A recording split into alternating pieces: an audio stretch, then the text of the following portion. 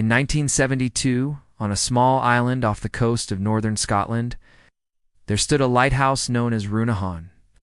The lighthouse had been in operation for over 150 years, guiding ships safely through treacherous waters. However, what made Runahon so peculiar wasn't the light it cast, but its behavior after it was decommissioned.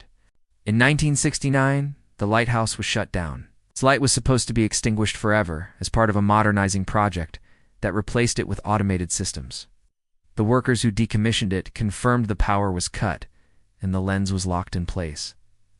The lighthouse was now silent.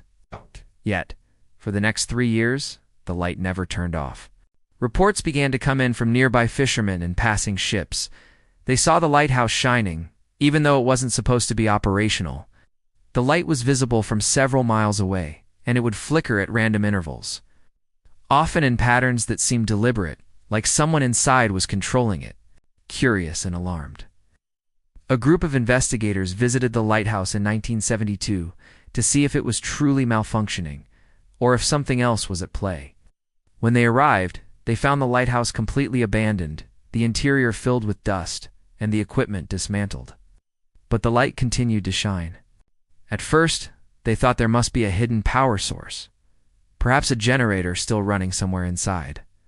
But after searching the entire structure, they found nothing. There was no source of energy. The equipment was completely powerless.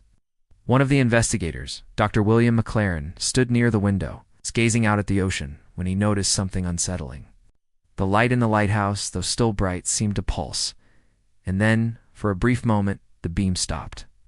What followed was a chilling silence, and then he heard a voice. It wasn't a voice that came from the light or from any human source. It was a voice that seemed to come from the very air around him, faint but clear. "You shouldn't have come. The light never rests."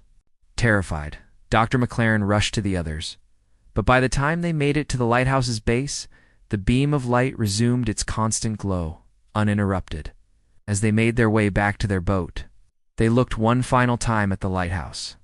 The light was still on, but now it seemed to be watching them. Their boat was the last one to pass, and just as they lost sight of the island, the beam blinked one final time and then disappeared. The investigators reported what happened to the authorities.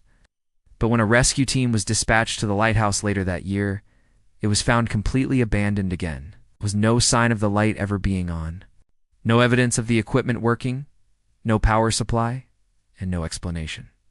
The lighthouse had become a ghost, a place stuck between time and space.